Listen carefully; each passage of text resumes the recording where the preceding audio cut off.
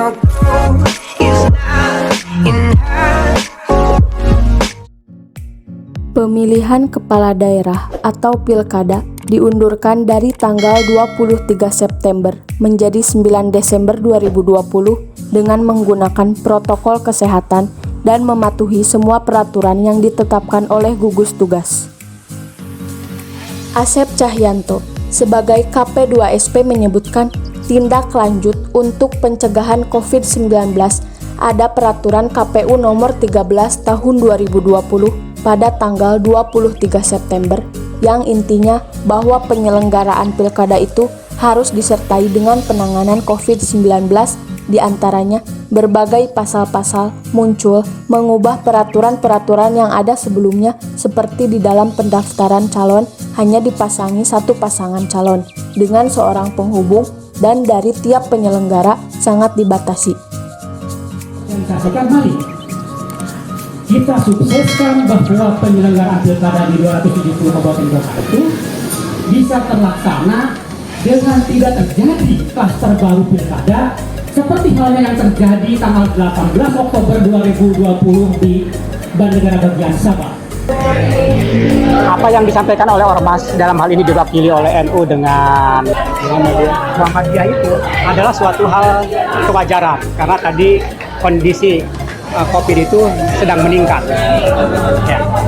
Sehingga pada tanggal 21 September ya, Komisi 2 mengundang KPU Pusat, mengundang Bawaslu, juga DKPP berembuk. Dan akhirnya kemudian pilkada itu cuma hanya diundurkan, yang tadinya akan dilaksanakan 23 September menjadi 9 Desember. Ya. Dengan pertimbangan karena memang ada 270 kabupaten kota, ada 9 provinsi yang kalau diundur terlalu lama itu akan ada kekosongan kepala daerahnya. Nah, sehingga disepakati tanggal 9 Desember. Nah, lalu kemudian sebagai tindak lanjut untuk pencegahan COVID-nya muncul peraturan KPU nomor 13 tahun 2020 pada tanggal 23 September kalau tidak salah, yang intinya bahwa penyelenggaraan pilkada itu harus disertai dengan penanganan COVID-19. Di antaranya tadi kan berbagai pasal-pasal muncul mengubah peraturan yang ada sebelumnya. Seperti bahwa di dalam pendaftaran calon itu harus dipasangi hanya satu pasangan calon dengan seorang penghubung gitu kan. Dan juga dari pihak penyelenggara sangat dibatasi gitu kan.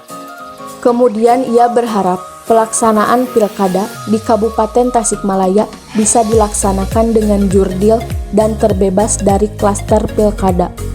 Ia mengatakan harapan itu tercapai tergantung daripada peningkatan kesadaran masyarakat dan tergantung dari pemerintah daerah di dalam melaksanakan penegakan aturan atau hukum. Itu tergantung daripada peningkatan kesadaran masyarakat dan tergantung dari pemerintah daerah di dalam melaksanakan penegakan aturan atau hukumnya. Seperti kita ketahui, kalau kita melihat secara ke lapangan, ya meskipun protokol COVID telah digembor-gemborkan oleh pemerintah, bukan terkait dengan pilkada, tapi secara umum bahwa kita harus melakukan protokol COVID. Tapi kenyataannya banyak masyarakat yang ada di keramaian seperti di pasar, ya berapa persen sih mereka melakukan protokol COVID dengan memakai masker, gitu kan seperti itu. Nah, dengan demikian sebenarnya itulah merupakan tugas kita, bukan hanya penyelenggara baik Bawaslu maupun KPU, tetapi juga kita agar memberikan kesadaran kepada masyarakat pentingnya protokol COVID itu dilaksanakan supaya tidak ada klaster pilkada seperti halnya klaster pemilu di Sabah itu. Dan juga kita mendorong, ya menghimbau kepada pemerintah daerah agar penegakan COVID itu terus-terusan dilaksanakan. Jadi jangan bosan-bosan razia masker dilakukan di tempat-tempat keramaian. Dan jangan bosan-bosan melakukan penghukuman, kan sudah biasa kan disuruh push up, disuruh kalau yang mampu membayar ganti uang dengan ganti uang, hal seperti itu.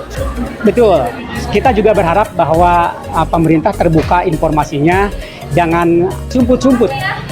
Karena kepentingan ekonomi, mungkin pemerintah berkepentingan bahwa masyarakat secara berani untuk melakukan kegiatan-kegiatan ekonomi sehingga tidak diinformasikan secara baik kepada masyarakat terkait dengan persoalan COVID ini.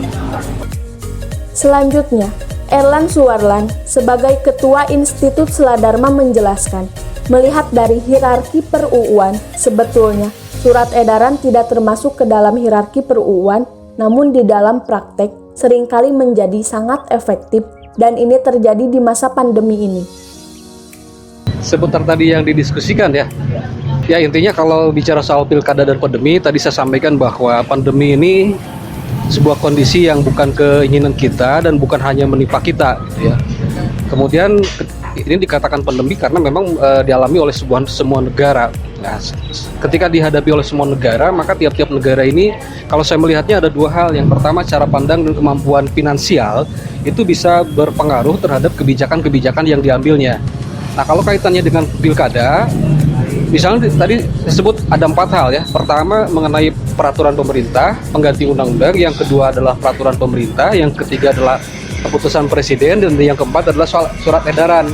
Secara khusus berkaitan dengan pilkada, soal Perpu nomor 2 tahun 2020 ya.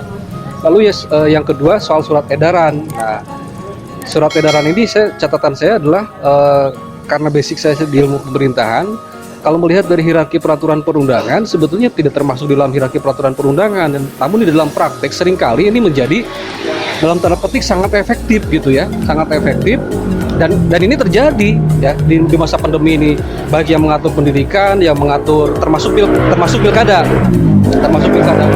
Kalau Perpu tadi sebetulnya Perpu nomor 2 tahun 2020 ketika disebut bahwa alternatifnya akan dilaksanakan Desember 2020 dengan asumsi bahwa itu trennya menurun sejak Mei. Nah, faktanya kan sekarang trennya terus menaik ya. Terus dengan surat edaran itu bisa dikatakan diperkuat lagi dengan surat edaran Mendagri nomor 141 yang ditandatangani Agustus 2020. Dari surat edaran tersebut saya melihat bahwa ada dikotomi ya, perbedaan pemerintah di dalam melakukan pilkada dan pilkades. Ya, seperti yang saya contohkan tadi, pilkades ditunda dengan alasan pandemi sementara pilkada juga tetap berjalan. Menurut Erlan, persoalan yang paling mendasar adalah soal pragmatisme, sehingga ia mendukung sebaiknya pemerintah bisa dipertimbangkan kembali soal pilkada tidak langsung sekurang-kurangnya dengan 2 alasan, yaitu konseptual dan alasan praktis. Erlan juga berharap pilkada diselenggarakan di masa pandemi ini tidak mengurangi marwah demokrasi, dan yang terpenting, pilkada sukses proses, sukses hasil, dan bisa melahirkan pemerintahan yang efektif. Paling utama adalah melahirkan pemimpin yang mencintai dan dicintai rakyatnya. Kemudian ia berharap pemerintah bisa menggunakan klause yang ada di pasal 201 Perpu nomor 2 tahun 2020. Sebaiknya pilkada ditunda dengan 2 alasan, yaitu keselamatan jiwa adalah hukum tertinggi dan mencegah kemudaratan lebih baik daripada mendatangkan kebaikan. Dengan alasan di situ disebut sebagai program strategis nasional. Nah, di luar alasan itu, bagi saya soal pilkada ini, soal pandemi ini kan musuhnya nggak kelihatan COVID ini gitu ya. Karena tidak kelihatan, ya memang bisa menyerang siapapun tanpa pandang bulu, tidak melihat usia, jenis kelamin dan lain-lainnya. Sehingga potensi terjadinya klaster itu memang yang harus diwaspadai. Ya. Berikutnya, ketika terjadi, mudah-mudahan tidak terjadi. Ya, bukan hanya semata-mata tindakan tegas terhadap pelanggar protokol kesehatan. Berikutnya ketika ditemukan ada yang terkena, ini peran pemerintah sampai di mana gitu. Termasuk keberpihakan soal anggaran. Jangan hanya yang kena misalnya diminta isolasi mandiri dan lain-lainnya gitu. Nah, memang ini hal yang dilematis, dilanjutkan atau tidak. Ini sama-sama memiliki konsekuensi ya. Cuma semula saya berharap bahwa pemerintah bisa menggunakan klausa yang ada di pasal 201 Perpu nomor 2 tahun 2020 ya. Sebaiknya pilkada ditunda dengan 2 alasan tadi. Kalau melihat ada filsafat hukum itu bahwa keselamatan jiwa adalah hukum yang tertinggi. 1, yang kedua mencegah kemudaratan lebih baik daripada mendatangkan kebaikan itu. Kenapa ditunda? Karena tidak ada satu otoritas pun yang bisa memastikan kapan ini berhenti. Alasannya itu ya. Ya mungkin intinya itu. Nah sekarang karena memang faktanya sudah terjadi, meskipun ini domainnya tadi saya sebut ada pada pemerintah dan DPR ya, dan selama ini kritik terhadap dua hal tersebut terhadap pemerintah dan DPR seperti kekeh soal pilkada ini ya, sehingga tadi muncul pemeo segala macam. Oke lah kalau memang ini terjadi, harapannya pilkada diselenggarakan di masa pandemi ini tidak mengurangi marwah demokrasi. Dan yang terpenting adalah tadi saya sebut pilkada ini proses sukses hasil, bisa melahirkan pemerintahan yang efektif, dan bisa yang paling utama adalah melahirkan pemimpin yang mencintai dan dicintai rakyatnya. Karena persoalan hari ini yang paling mendasar adalah soal pragmatisme ya. Sehingga saya termasuk yang berpikir dan mendukung ini sebaiknya pemerintah mungkin bisa dipertimbangkan kembali soal pilkada tidak langsung, sekurang-kurangnya dengan dua alasan bagi saya. Satu konseptual, lalu yang kedua adalah alasan praktis ya. Alasan konseptual, pada umumnya semua negara sebetulnya lebih banyak menggunakan pemilihan yang tidak langsung ya. Bahwa demokrasi ini dibikin dengan dua hal, langsung atau tidak langsung ya. Kita tidak bisa mengatakan bahwa yang dilaksanakan secara langsung lebih demokratis dibanding yang tidak langsung. Substansinya bukan di sana ya. Substansinya langsung atau tidak langsung, bagaimana kemudian sistem yang dipilih ini tadi melahirkan dua hal, bisa mengkonversi melahirkan pemerintahan yang efektif, melahirkan pemimpin yang mencintai dan dicintai. Kira-kira intinya seperti itu yang terpikir saat ini ya. Terima kasih teman-teman, lebih kurang mohon maaf ya, kesalahan itu ada pada diri saya. Terima kasih. Wassalamualaikum warahmatullahi wabarakatuh. Maulana Jana, selaku moderator atau ketua LKSBI mengatakan, kita harus bersama-sama mensukseskan pilkada di Kabupaten Tasikmalaya. Yang ketiga adalah calonnya. Jadi ketiga itu harus bersama-sama untuk mensukseskan pilkada di Kabupaten Tasikmalaya. Masyarakat juga tadi misalnya kalau dulu mungkin secara normal zaman tahun sebelumnya sebelum COVID terbiasa dengan kondisi yang normal. Sekarang kan dihadapkan pada konteks new normal. New normal itu dalam pengertian adaptasi dengan kebiasaan baru, pakai masker, kemudian juga protokol kesehatan lain, pakai hand sanitizer segala macam gitu kan. Dan saya kira pihak KPU secara profesional sudah melakukan ini. Tinggal bagaimana kesadaran yang masyarakat itu. Kan. Berikutnya adalah calon juga harus memberikan teladan kepada masyarakat. Jadi jangan gini, KPU sudah bersusah payah membuat peraturan, membuat protokol kesehatan dan sebagainya. Tapi calonnya, misalnya para calonnya tidak disiplin misalnya, nah, itu akan jadi dilema. Nah saya melihat memang ini orang Indonesia ini tadi sudah dibahas oleh para pembicara agak susah untuk berdisiplin.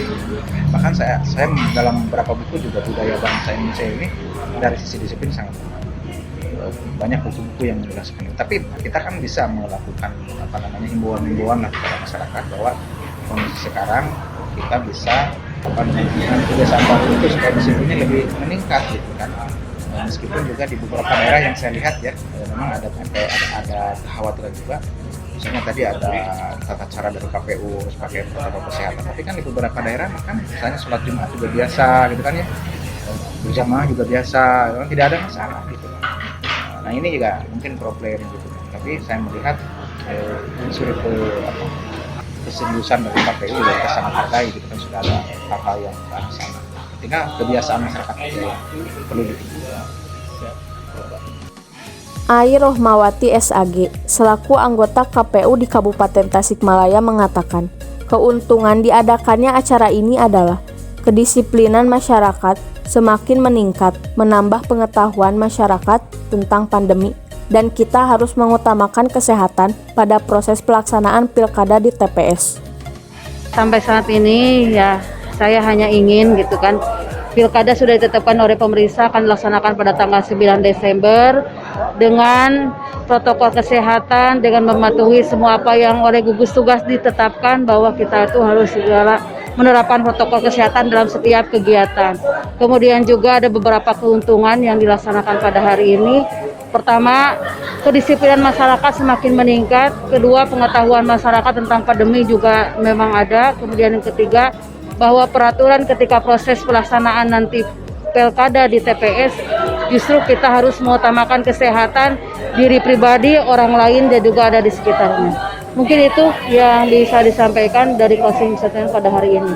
Dan mudah-mudahan saya juga berharap kepada kaum milenial untuk bisa menggaungkan atau mensosialisasikan bahwa pilkada itu dilaksanakan dengan protokol kesehatan, dengan mematuhi apa yang sudah diungkapkan oleh pemerintah, sehingga kita bisa melaksanakan pilkada yang aman, tentram, dan juga sehat, dan menghasilkan pemimpin yang berkualitas.